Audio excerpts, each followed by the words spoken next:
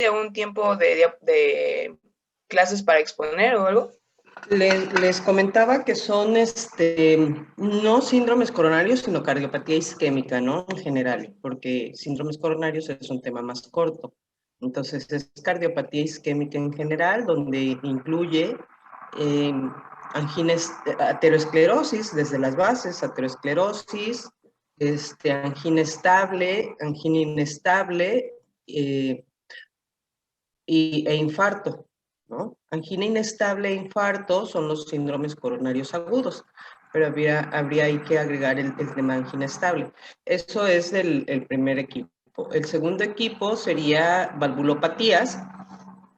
Ahí sí es aórtica, mitral y tricuspidia principalmente, ¿no? Y congénitos sería comunicación interauricular, interventricular, PCA, Fallot, son como los más comunes, ¿no? CIA, CIB, Fallot, no he revisado bien los temas, pero de cardiopatías congénitas, por lo menos esos cuatro temas. CIA, CIB, PCA y Fallot serían los cuatro temas básicos de congénitos. El tiempo que nos resta, yo les decía que yo en promedio me estoy llevando 2 semanas por tema, ¿sí? 2 semanas me tomo hipertensión, 2 semanas creo yo que me va a llevar insuficiencia cardíaca, entonces consideren un máximo de 2 semanas para cada tema faltante, ¿no? Quizás nos queda un poco más, estamos en octubre, nos queda noviembre, pero vienen algunos festivos en noviembre, entonces nos queda nada más como un mes. Tenemos que darle un poquito de velocidad. Entonces, máximo 2 semanas por equipo. ¿Sí? Ok, muchas gracias, doctor.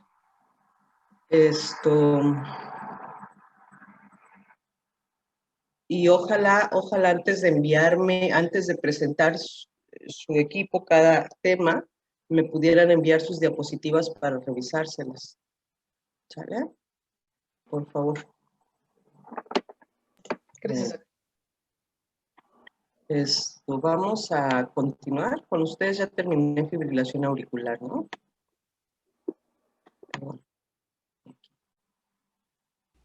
Entonces vamos a continuar con lo que es insuficiencia cardíaca. ¿Sale? ¿Quién podría decirme qué entienden por el término insuficiencia cardíaca? Incapacidad del corazón para realizar su función normal. Ya sea funcional o estructural, puede ser. Funcional o estructural, así es. Es un daño, es una discapacidad de alguna manera que tiene el corazón, ¿no? Para realizar su función correctamente. De bomba, la función de bomba. Estamos hablando de una actividad mecánica, pero que puede tener una implicación funcional o estructural. Entonces, traté de resumirles. Recuerden que de este tema, las preguntas formales son del Harrison, pero todos los temas que estamos viendo se están actualizando constantemente, ¿no? Entonces yo estoy tratando de darles lo más importante, lo más relevante, no lo que viene en Harrison. La verdad es que Harrison no lo he abierto para estos temas, pero si hay alguna pregunta básica la tendré que sacar de ahí, ¿sí? Pero bueno, vamos a tratar de ir desmenuzando un caso clínico en base a insuficiencia cardíaca. Este es un paciente masculino de 72 años que tiene hipertensión arterial diagnosticada hace 30 años y que además es diabético, que tiene disnea actualmente, no sé de qué grado, pero tiene disnea, edema de miembros inferiores y cardiomegalia. ¿Sí? Es un electrocardiograma que tenemos aquí, que está en un ritmo sinusal, hay ondas PES, la frecuencia cardíaca no la puedo calcular, pero entre los hallazgos, algo que veo es que tiene heces profundas en B1, B2, con Rs muy altas en B5, B6. No sé de cuánto sea el Sokolov, pero evidentemente sí tiene crecimiento ventricular izquierdo y también tiene sobrecarga sistólica del ventrículo izquierdo. Entonces, sí está confirmándome este hecho de la cardiomegalia. Obviamente un hombre con una hipertensión, una persona con hipertensión de tantos años, me debe hacer sospechar que ese corazón izquierdo debe tener un grado de remodelación cardíaca, ¿no? Y recordemos que remodelación nos referimos a ese continuo donde primero hay hipertrofia y luego hay dilatación, y en la hipertrofia habrá una reducción del diámetro del ventrículo izquierdo y en la dilatación pues habrá un deterioro de la fracción de expulsión. Esa remodelación no sabemos en especial en qué momento se va a dar, pero dependerá mucho del control de su hipertensión. Entonces, a lo largo de 30 años, seguramente que este paciente ya tiene algo de deterioro y lo estamos viendo en base a una radiografía y a un electrocardiograma. Entonces, la disnea, el edema y probablemente algunos otros trastornos del ritmo en la auscultación cardíaca, pues me van a hacer pensar en básicamente una insuficiencia cardíaca en este momento, ¿sí? Vean ustedes su radiografía, es una cardiomegalia global, tanto derecha como izquierda, una cardiomegalia que casi toca la parrilla costal, por lo menos así, sin calcular un índice cardiotorácico, pues habría que considerar una cardiomegalia grado 3. Entonces, es un paciente que ya tiene un daño a órgano blanco y por lo cual con solo ser diabético y el daño a órgano blanco que tenemos, pues lo podríamos catalogar en un muy alto riesgo. Muy alto riesgo porque es diabetes con daño a órgano blanco, ¿sí? Entonces, el corazón realmente su función es ser una bomba. Ya lo hemos visto, su función es abastecer de oxígeno a los tejidos y recobrar esa sangre que está sucia para mandarla al pulmón y así mantener una homeostasis.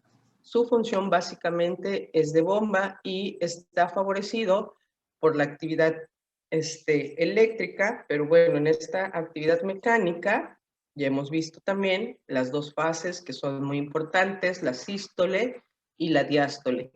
Al inicio de toda esta condición de los estudios de la hipertensión, de la insuficiencia cardíaca, se le daba mucho valor a la sístole. Todos los cardiólogos, aún hoy, en 2020, hace unos meses pasó bueno, perdón, no ni un mes, hace un mes pasó el Congreso Europeo de Cardiología, donde se vinieron cada congreso hay cosas nuevas, ¿no? Se vino a hacer énfasis en esto. ¿Qué cardiólogo no está interesado en la sístole? ¿A qué cardiólogo no le interesa saber cómo está la fracción de expulsión? Es un punto muy importante para nosotros.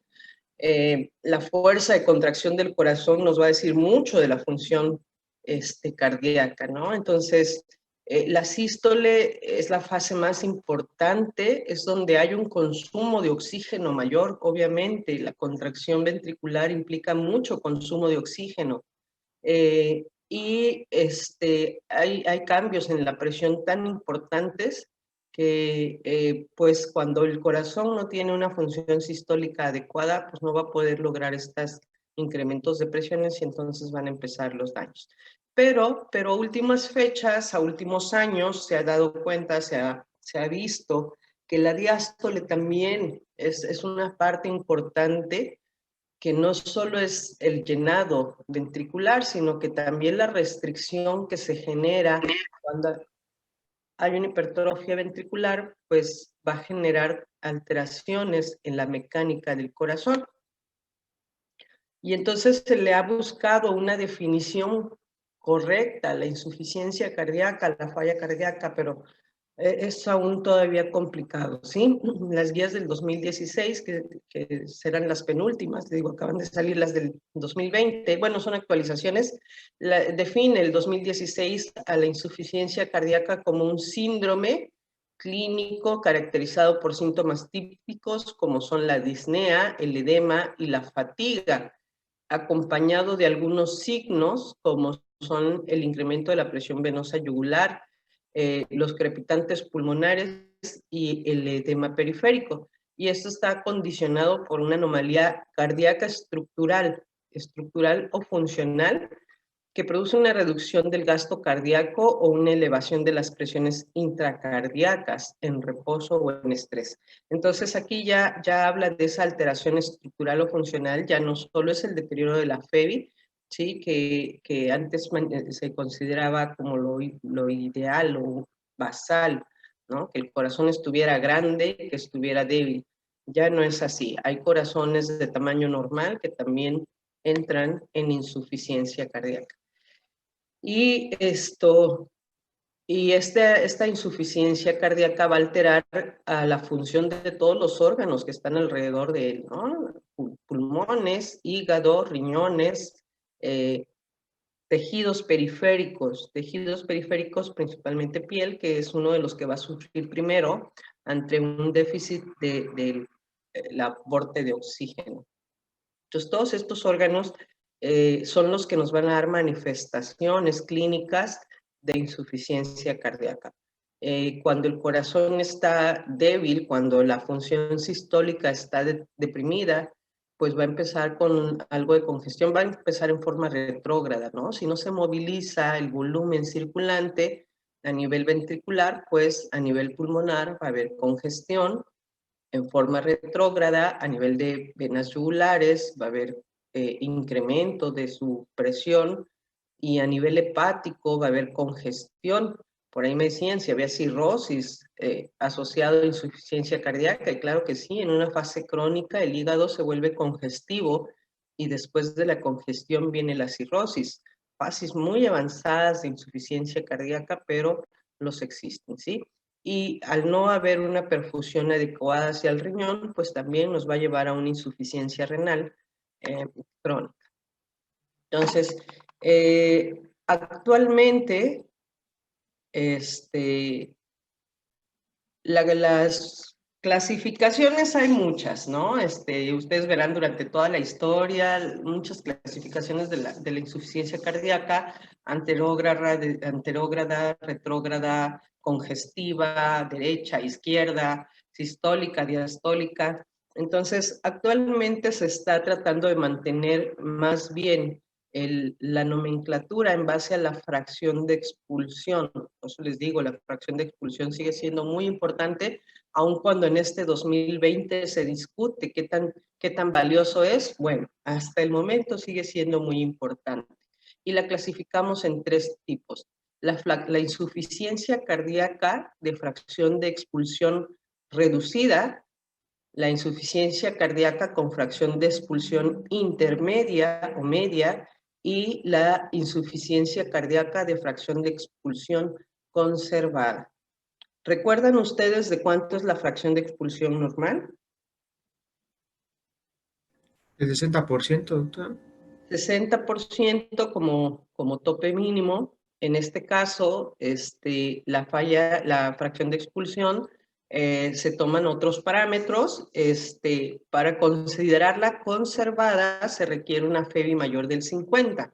Fisiológicamente sabemos que la FEBI normal es del 60%, pero se tolera una reducción hasta el 50% para considerarla conservada, ¿sí? Entonces, para una reducida son los dos extremos. Para considerarla reducida, una insuficiencia cardíaca con fracción de expulsión reducida, se considera menos del 40%.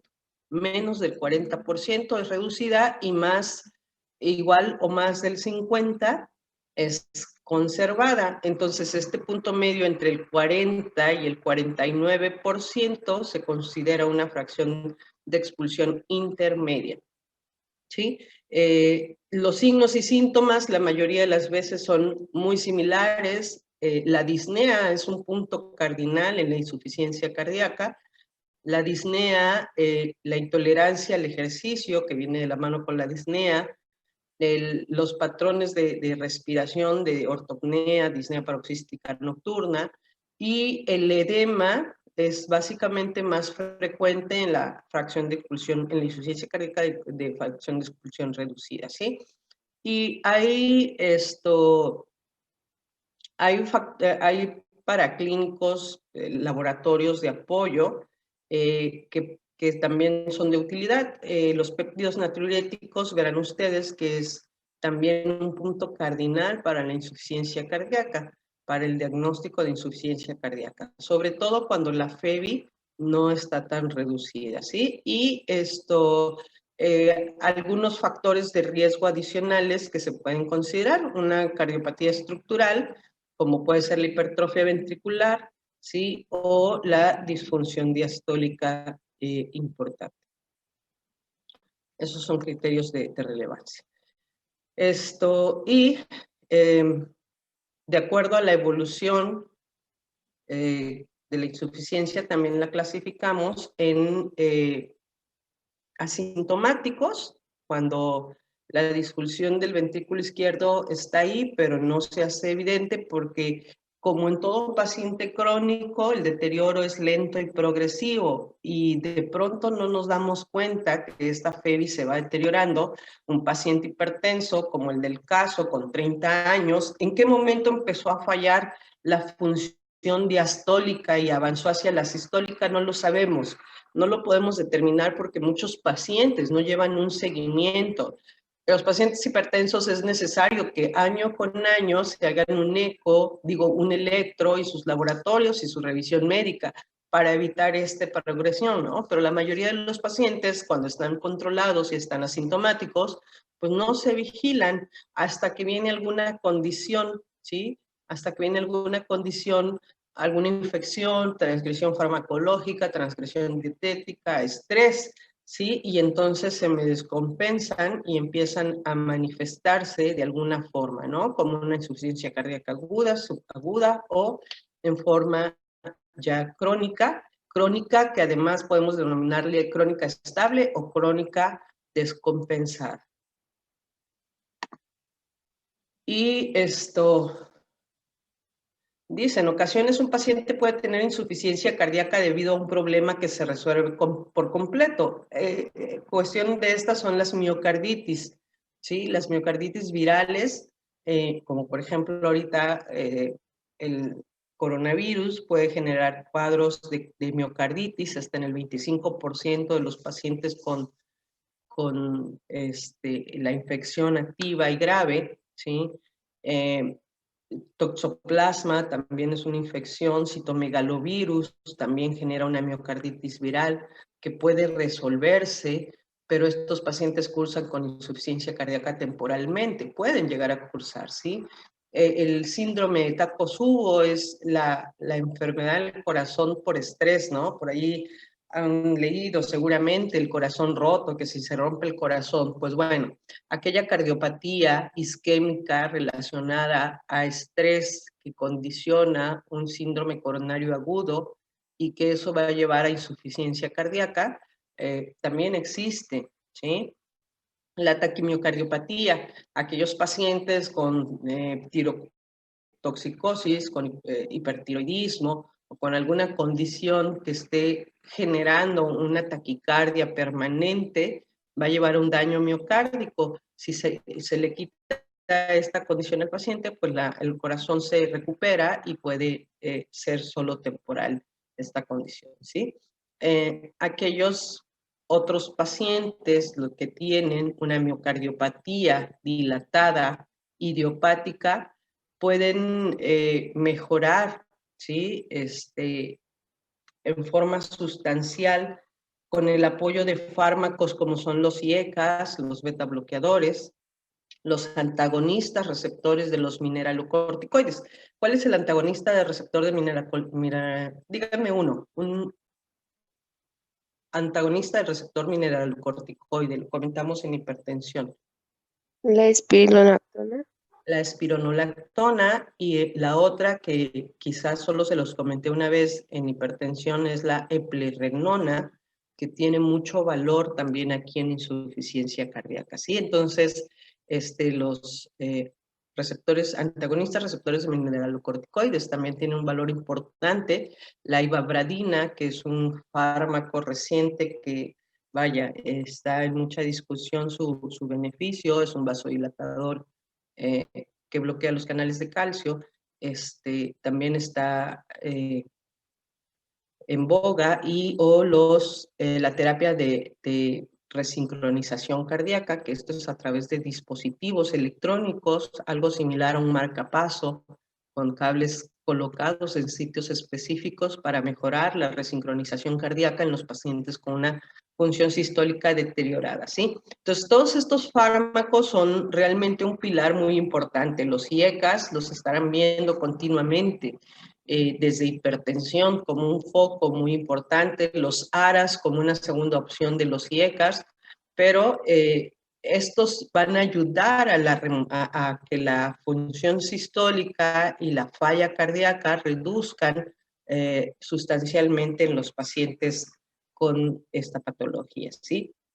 La insuficiencia cardíaca congestiva que hemos manejado muchos años, refiriéndonos a aquel paciente que tiene tanto falla cardíaca, manifestaciones de insuficiencia cardíaca derecha e izquierda, es un término que, bueno, también es como hábito, ¿no? Porque no es que esté bien empleada, pero lo seguimos manejando como tal. Y podríamos más bien hablar de una insuficiencia cardíaca aguda o crónica, más que una insuficiencia cardíaca congestiva, pero bueno, probablemente sea un término que vayamos dejando en el olvido poco a poco. Estos, obviamente, en la insuficiencia cardíaca es una condición muy activa, es cambiante, entonces no podemos bautizar al paciente con un término permanentemente, ¿no? Es una condición que va cambiando y entonces hoy quizás es una insuficiencia cardíaca aguda, para mañana, en una semana, será una subaguda, para dentro de 2 meses será una insuficiencia crónica y luego será una crónica estable y luego será una crónica estable agudizada. Irá variando la terminología dependiendo de la evolución del paciente. Entonces, no es que nos equivoquemos al nombrarla, sino que es el momento en el que el paciente se encuentra, como la denominamos, ¿sí? La clasificación de la New York que habíamos visto para disnea, básicamente aquí la estaremos utilizando con gran relevancia, con mucho énfasis, y recuerden ustedes que la clase 1 es cuando no hay limitación de la actividad física ordinaria, la tolerancia de caminar en plano del paciente es de más de 4 cuadras. La clase 2 es cuando hay una leve limitación de la actividad física, y la tolerancia al ejercicio pudiéramos medirla entre en plano de 2 a 4 cuadras. La clase 3 cuando tolera caminar menos de 2 cuadras y hay una actividad marcada, la actividad física se limita marcadamente. Y la clase 4 es básicamente el edema agudo pulmonar, que es en reposo y que con el solo hecho inclusive de hablar al paciente le condiciona disnea, ¿sí? Y esto es relativo a la gravedad de los síntomas. Qué tan intensos son los síntomas en el paciente, para eso utilizamos esta clasificación. Y en base a la fase en la que se encuentra nuestro paciente, también está clasificado en estadios. Entonces, todas estas son clasificaciones, ¿no? Clasificaciones en base a la gravedad, a los riesgos, a las condiciones agregadas, a la cardiopatía, ¿sí? El estadio A, esto es nada más que esta clasificación la da la Sociedad Americana. Básicamente todo lo que les voy a dar es de la europea, pero cuando ustedes vean esta clasificación en estadios A, B, C, D, esta es sugerencia de la Sociedad Americana en especial. Ustedes se van a dar cuenta que de repente hay como muchas fricciones entre las sociedades europeas y las americanas, pero yo pienso que deben ser complementarias, ¿no? Sobre todo cuando tenemos acceso a tanta información, debemos saber todo. Debemos estar inmersos en ambas, y desafortunadamente como mexicanos pues no tenemos una clasificación propia, pero tenemos que tomar lo que nos sirve de una y de otra. Entonces, la insuficiencia cardíaca en estadio A es aquel paciente que tiene alto riesgo de insuficiencia cardíaca por los antecedentes que tiene. El hecho de que es hipertenso, que tiene aterosclerosis, que tiene diabetes, que hay síndrome metabólico, que es obeso, o algunos pacientes que están utilizando cardiotóxicos, como puede ser la quimioterapia principalmente. Algunas sustancias de la quimioterapia pueden favorecer el daño estructural. Si estos pacientes no tienen un daño estructural, o sea, el corazón está sano, pero tienen factores de riesgo que los pueden llevar a esta condición, ¿sí? Entonces, es prevención, es prevenir que estos pacientes lleguen a una clase, un estadio D o C, y los objetivos es vigilar sus controles, que la hipertensión esté controlada, que idealmente tenga un IECA en su tratamiento, que no fume, que baje de peso, que haga ejercicio, que retire las sustancias tóxicas, si es posible, ¿sí? Y fármacos pues relacionados al control de sus patologías. Y les digo, en estos, si son hipertensos, los IECAS son un punto muy importante. Entonces, de los pacientes sin daño estructural pasamos al estadio B, que son aquellos como los subclínicos, podríamos decir, ya tienen un daño estructural, pero no tienen síntomas ni signos de insuficiencia cardíaca. Es decir, aquellos pacientes que ya son hipertensos de larga evolución y tienen una remodelación cardíaca con hipertrofia o dilatación, aquellos pacientes diabéticos o aterosclerosos que ya tuvieron un infarto miocárdico, pero que su función cardíaca se está sosteniendo en forma compensatoria, aquellos pacientes esclerosos que por edad ya tienen una estenosis valvular y que están asintomáticos, hay un daño estructural, pero no hay síntomas. Obviamente, además de todas las condiciones que hemos manejado en el grupo de estadio A, todas estas modificaciones a los hábitos y el tratamiento, y idealmente con IECA o UNARA, se agrega la posibilidad de utilizar un beta bloqueador, que acuérdense que la insuficiencia cardíaca, un punto cardinal es el consumo de oxígeno. ¿Y cómo consumimos oxígeno? Mediante la fuerza, contracción, mediante la frecuencia cardíaca. Entonces, los beta bloqueadores aquí son importantes para reducir ese consumo de oxígeno, para reducir un poco la frecuencia cardíaca, principalmente, ¿sí? Hay que elegir los pacientes, recuerden eso, hay que saber elegir los pacientes, sobre todo en aquellos que tienen frecuencias cardíacas altas.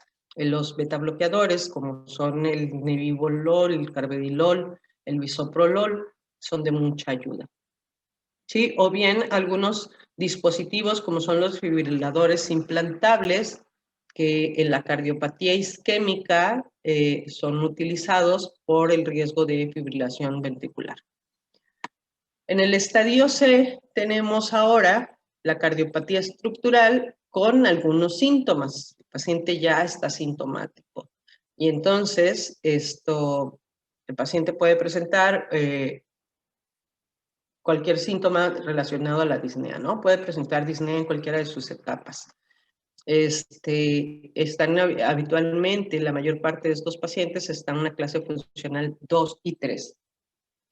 Y los objetivos, pues, son acumulativos. Los que comentamos, los hábitos, más los IECA, los ARAS, los beta bloqueadores. Se agregan aquí los diuréticos. Los diuréticos son muy frecuentemente utilizados para reducir el volumen circulante. En algunos pacientes que tienen una clase funcional 3, vendrán fármacos nuevos como son los digitálicos y los nitratos para reducir el gasto cardíaco, ¿sí? Al ser vasodilatadores. Vasodilatación reducen un poco el gasto cardíaco, pero también reducen la sintomatología, sobre todo por angina.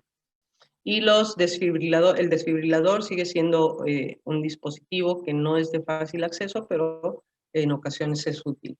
En el último estadio, ya la fase más crónica e irreversible, estaría el estadio D, que es una insuficiencia cardíaca refractaria, son pacientes con daño estructural, con síntomas, que a pesar de un tratamiento farmacológico persisten con síntomas y que ingresan cada vez con más frecuencia al hospital, ¿sí? Entonces, en ellos, además de todo el tratamiento farmacológico, pues solo nos queda el trasplante, el uso de dispositivos intermediarios rumbo al trasplante, los desfibriladores, los resincronizadores, los corazones artificiales, pero obviamente en estos pacientes el pronóstico es muy, muy malo. Estamos en la fase terminal y vaya que las cardiopatías, este tipo de enfermedades cardiovasculares, les digo que tienen peor pronóstico que el cáncer, ¿no? Bueno, entonces la prevalencia es del 1 al 2% de la población, quizás en este momento parezca muy poco, igual que la fibrilación auricular. Parece ser un porcentaje muy poco de la población el que está enfermo, sin embargo, esto va incrementando. ¿Por qué? Porque las personas con hipertensión cada vez son más, porque no hay control óptimo de las condiciones y porque cada vez buscamos más a los pacientes, cada vez tenemos más acceso a un ecocardiograma y lo que antes solo era evidente cuando ya tenía una disfunción sistólica, pues ahora los estamos encontrando en fases mucho más tempranas, ¿sí? Entonces, muy probablemente esto va a modificarse en algún momento, pero bueno, el 10% y más es una población de más de 70 años. Y entre los mayores de 65, uno de cada seis tiene un cuadro de insuficiencia no reconocida. Como el paciente solo tiene disnea, muchas veces piensa que es por la obesidad o porque la indigestión o por la colitis. Entonces, muchos pacientes no hacen, no ponen atención a sus síntomas porque no hay manera de evidenciar, inclusive en una radiografía el corazón puede estar de forma normal, tamaño normal, y entonces el paciente no pone atención, ni el médico general inclusive. Más del 50% de los pacientes, con insuficiencia cardíaca se encuentran en una FEBI conservada o intermedia, ¿no? Entonces, un gran grupo de pacientes con FEBI conservada, pues no acuden a revisión. El riesgo de insuficiencia cardíaca a los 55 años es del 33%. Es más frecuente, es un poco más frecuente en los varones y 28% para las mujeres. ¿Sí? La mortalidad en general es obviamente más alta en las fases crónicas, en el estadio C o D, y que en los que están ambulatorios, los que tienen un mejor pronóstico, ¿sí? Vean ustedes, del 17% de los que ya están en un estadio C o D, a un 7% de los que están en un estadio B o C, ¿sí? Pero una vez que el paciente entra a hospital, una vez que el paciente ingresa a hospital por insuficiencia cardíaca, de ahí en adelante su pronóstico es malo. Los pacientes con insuficiencia cardíaca de FEBI conservada son de más edad, ¿sí? Son grandes, son mayores. Aquí es más frecuente en las mujeres, sobre todo por la cuestión de que hablábamos la anterior, no recuerdo si fue con ustedes, que les comentaba que las mujeres por condiciones culturales probablemente, por misma fisiología, tienen un umbral más alto, entonces ellas no se vigilan, no se atienden, y entonces tienden, aunque la prevalencia es más alta de la fibrilación auricular, de la insuficiencia cardíaca, es más alta en los hombres, las mujeres tienen un peor pronóstico, ¿sí? Sobre todo porque no se atienden adecuadamente. ¿Qué pasó?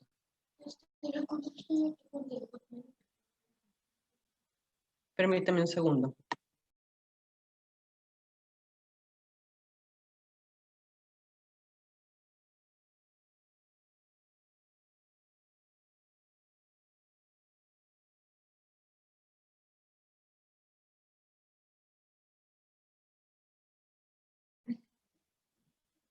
Perdón, entonces la evolución en las mujeres es peor y eso las lleva igual a una condición de insuficiencia cardíaca de FEBI conservada más frecuente que los hombres.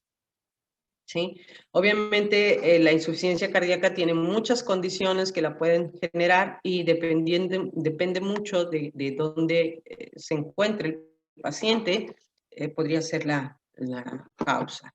¿Sí? Marcadores de pronóstico desfavorable en los pacientes con insuficiencia cardíaca.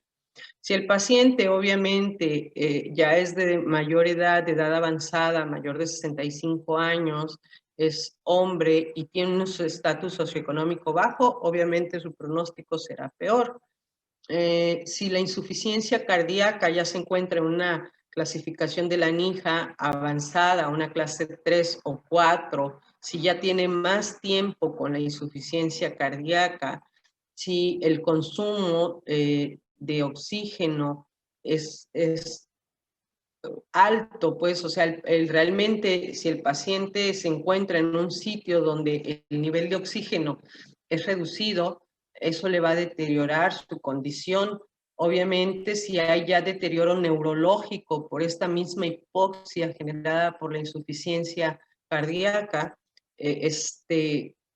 o si hay una prueba que se llama de caminata de 6 minutos, que es básicamente poner al paciente a caminar por 6 minutos así en plano, y obvio que mientras menos distancia recorra en esa caminata, pues nos está hablando de un consumo muy alto de oxígeno y una intolerancia a ese ejercicio. Entonces, esta prueba del caminata de 6 minutos es muy fácil para nosotros de realizar, es muy fácil de decirle al paciente y de evaluar la tolerancia al ejercicio, ¿sí? Que eso obviamente nos habla de la disfunción sistólica, del grado de disfunción sistólica que el paciente pudiera tener. El estado clínico, esto en base a los estadios ABCD, qué tanta sintomatología y qué tan grave puede llegar a ser, el remodelado miocárdico y la gravedad de la disfunción cardíaca.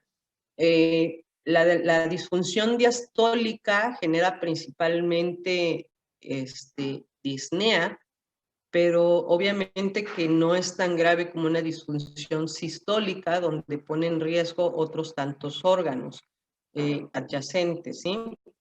Obviamente que si el paciente solo tiene disfunción diastólica, es menos grave que si tiene disfunción diastólica y sistólica, ¿no? Los biomarcadores que hemos estado viendo, los péptidos natriuréticos, se vuelven un punto muy importante. El sodio en los electrolitos séricos, la hiponatremia es una condición no muy buena porque nos habla de retención hídrica. En estos pacientes, la hiponatremia muchas veces es dilucional, ¿sí? Y eso nos habla de una retención hídrica importante y la falla cardíaca adyacente. Los péptidos natriuréticos que se producen en la aurícula, que se pueden son los que nos determinan si esta retención hídrica es realmente de origen cardíaco, ¿sí? Son de los más fáciles para nosotros de accesar y de valorar. Otros marcadores, la función renal, los datos de inflamación, marcadores de estrés cardíaco, troponinas, mioglobina, creatinina quinasa, ¿sí? Marcadores de daño cardíaco, los metabólicos, ¿sí? También son importantes. Pruebas genéticas no son de primera instancia, pero aquellos pacientes que tienen una miocardiopatía dilatada de origen hereditario, pues esos tienen mal pronóstico porque esos pacientes tienen una evolución hacia la muerte, no hay marcha atrás, es una evolución definitivamente a la baja, ¿sí? Condiciones agregadas, la fibrilación auricular, la extrasistolia ventricular, la taquicardia ventricular, la enfermedad arterial, todas aquellas condiciones que se agreguen al corazón, a la enfermedad cardiovascular y lo deterioren, pues obviamente generan un peor pronóstico. Y de pilón, si el paciente no se apega a un tratamiento, porque son muchos medicamentos medicamentos para la hipertensión, para la diabetes, para el corazón, para el riñón, y estos pacientes llegan a tener una gama de 10, 20 fármacos, y entonces el paciente pues va haciéndole sus propios ajustes, ¿no? Hoy tomo el diurético, mañana no, pasado me toca la digital, traspasado mañana solo tomo el IECA. Entonces el paciente va haciendo sus propios ajustes dependiendo de cómo se sienta, y eso deteriora mucho la condición clínica, ¿sí? Y cada vez que el paciente se hospitalice, o sea, ese es un parteaguas. Cuando el paciente ingresa a hospital por insuficiencia cardíaca, lo podremos mejorar, lo podremos egresar seguramente, pero va a volver a caer. Y cuando vuelve a caer, el tiempo, verán ustedes, y eso será muy evidente, el tiempo que el paciente se mantenga estable va a ir reduciendo, y entonces sus ingresos cada vez serán más frecuentes, y no digo que sean diarios, pero si a lo mejor la primera vez tardó 2 años para ingresarse, pero volvió a caer en hospital, quizás la siguiente le tarde 1 año y va a volver a caer en hospital, y quizás la siguiente sean 8 meses, y así va a ir reduciendo el tiempo de estancia, de modo que hay pacientes que cada mes, cada 15 días están hospitalizados, y ahí no hay marcha atrás, ¿sí? Las causas de insuficiencia cardíaca, y esto sí es un poquito extenso, ¿sí? Pueden ser, siempre habrá una causa condicionante. La enfermedad isquémica, parte de la hipertensión, otro punto muy importante es la enfermedad isquémica, ¿sí?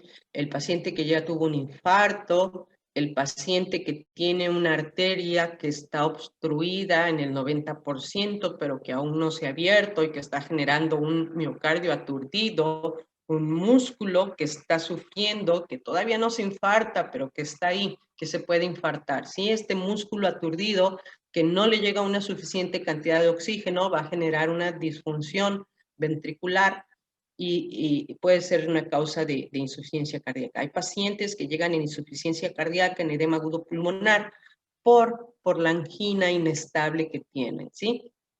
La enfermedad arterial coronaria, que es parte de esta enfermedad aterosclerosa, la microcirculación, habitualmente estamos viendo la circulación la macrocirculación, pero también los pequeños vasos se afectan, y muchas veces esos no los podemos ver en muchos estudios que están accesibles para nosotros, no son fáciles de evaluar. Entonces no hay que olvidarse que, por ejemplo, un paciente diabético de mucha evolución va a tener afección en la microcirculación, y eso va a generar, al final de cuentas, isquemia miocárdica. Entonces la isquemia miocárdica en cualquiera de sus presentaciones va a generar insuficiencia cardíaca. Las sustancias, el daño tóxico, la toxicidad al músculo cardíaco, principalmente aquellos abusos de toxicomanías, las toxicomanías, alcohol, drogas como puede ser la cocaína principalmente, las anfetaminas y los esteroides anabólicos que muchos chicos llegan a utilizar para hacer músculo. Esos pueden generar daño miocárdico, ¿sí? Los metales pesados, cobre, hierro, plomo, cobalto. De hecho, por el plomo, hay muchos alimentos, sobre todo en mar, ¿no? El atún, la sardina, que pueden estar contaminados con plomo y que pueden generar un daño al músculo cardíaco, ¿sí? Algunos fármacos, sobre todo los de quimioterapia, las antraciclinas, que se utilizan mucho en el cáncer de mama, en algunos tipos de cánceres, ¿sí? Las antraciclinas, en los niños que tienen leucemia también se utilizan antraciclinas, ¿sí? Algunos anticuerpos monoclonales que se utilizan en la artritis reumatoide, como cáncer también, como tratamiento antineoplásico también se utilizan. Antidepresivos, la amitriptilina puede generar daño miocárdico. Algunos antiarrítmicos, yo les digo, los antiarrítmicos tienen un efecto proarrítmico, amiodarona tiene un daño ahí importante, ¿sí? Los antiinflamatorios no esteroideos también tienen una condición que puede generar un daño miocárdico a largo plazo. Por eso verán ustedes ahí en las leyendas de los antiinflamatorios, no esteroideos, inclusive de los inhibidores de la COX-2, que están contraindicados en pacientes que han tenido un infarto, porque deterioran esta función. Y directamente la radiación, pacientes que tienen cáncer de mama, sobre todo el lado izquierdo de la mama izquierda, y que reciben radioterapia, va a generar daño al músculo y al pericardio, ¿sí? Y nos puede llevar en cierto momento a la insuficiencia cardíaca. El daño inflamatorio, las reacciones inflamatorias por infecciones. Estas enfermedades son importantes, las espiroquetas, las fúngicas, la enfermedad de Chagas, que entiendo que Chiapas es una zona endémica para enfermedad de Chagas, el raquitismo, las enfermedades virales, ya les había comentado, citoplasma, toxoplasma, coronavirus actualmente, genera una reacción inflamatoria muy importante a nivel miocárdico, y las no infecciosas, que pueden ser enfermedades infiltrativas o de la colágena, ¿sí? También van a generar un daño miocárdico. Las infiltrativas, como son las metástasis, hay cánceres que afectan al corazón, hay tumoraciones que se generan dentro del corazón y hay metástasis de pulmón principalmente que afectan al pericardio y al corazón, ¿sí? Y aquellas que no son malignas, pero que también infiltran, como es la amiloidosis, la sarcoidosis, los depósitos de colágena, ¿sí? No son muy frecuentes, la enfermedad de Fabry no son tan frecuentes, pero existen.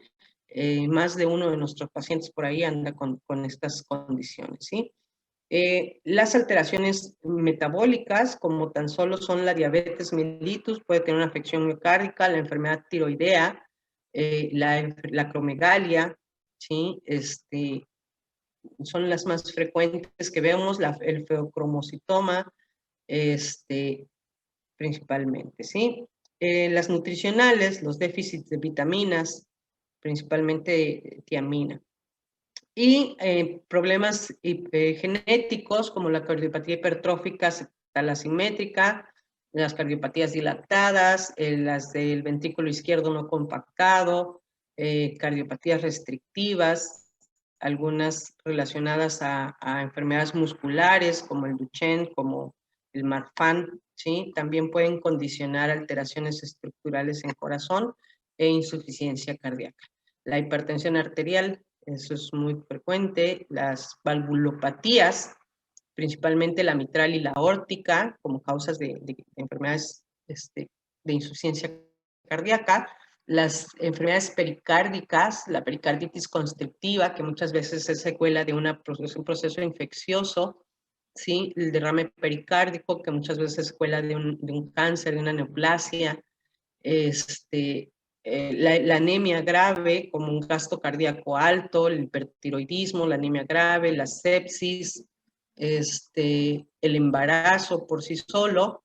Una paciente que tenga una insuficiencia mitral, vamos a suponer una valvulopatía, como es la insuficiencia mitral, que ya tiene un daño miocárdico que se establecido y que se decide embarazar, pues es una persona que puede deteriorar más rápidamente y que muchas veces tenemos que poner en la balanza riesgo-beneficio de ese embarazo, ¿sí? La sobrecarga de volumen, pacientes que ya tienen una enfermedad renal que es establecida, que además tienen hipertensión y que ahí se interrelacionan estas dos condiciones, ¿sí? Y las taquiarritmias principalmente, más que las bradiarritmias, que también generan un daño miocárdico, y las bradiarritmias, reducción del gasto cardíaco que puede llevar a la insuficiencia cardíaca, ¿sí? Entonces, vean que son muy variadas las condiciones de la insuficiencia cardíaca, las condicionantes, y entonces a veces es difícil definir la etiología porque muchos de ellos se imbrincan, ¿sí? Y bueno, lo voy a dejar aquí en signos y síntomas para que mañana continuemos con esto. Preguntas que tengan ustedes.